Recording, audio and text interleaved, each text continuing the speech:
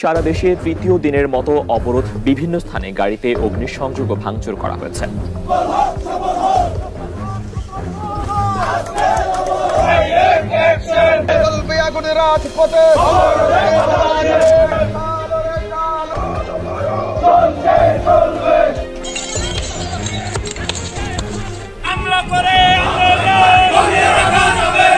আমরা রাজপথ ছাড়বো না, আমরা এই স্বৈরাচারী সরকারের পতন করব।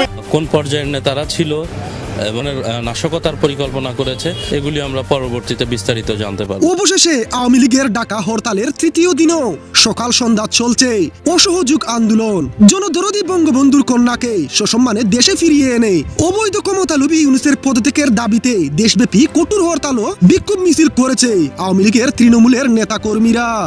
আজকে যে প্রাণহানিগুলি ঘটলো, যেখানে দাবি শতভাগ মেনে নেওয়া হয়ে গেছে, সেখানে এই আন্দোলন চালিয়ে যাওয়ার কি যৌক্তিকতা আছে? কার সাথে, কেন? আমি চাই প্রত্যেকটা জিনিসের তদন্ত হোক।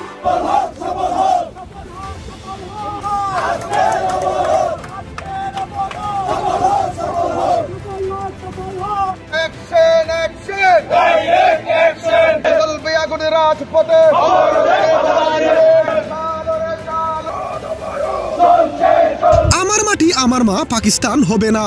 গাজীপুর রাজশাহী যাত্রাবাড়িতে পুলিশের মুখোমুখি অবস্থানে নেতা কর্মীরা। এক পর্যায়ে পুলিশের ব্যারিকেড ভেঙে পুলিশের সঙ্গে চলে ত্রিমুখী সংঘর্ষ।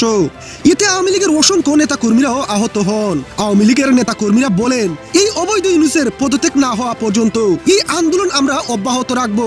প্রয়োজনে আমরা শেখ হাসিনার জন্য মরতেও প্রস্তুত আছি।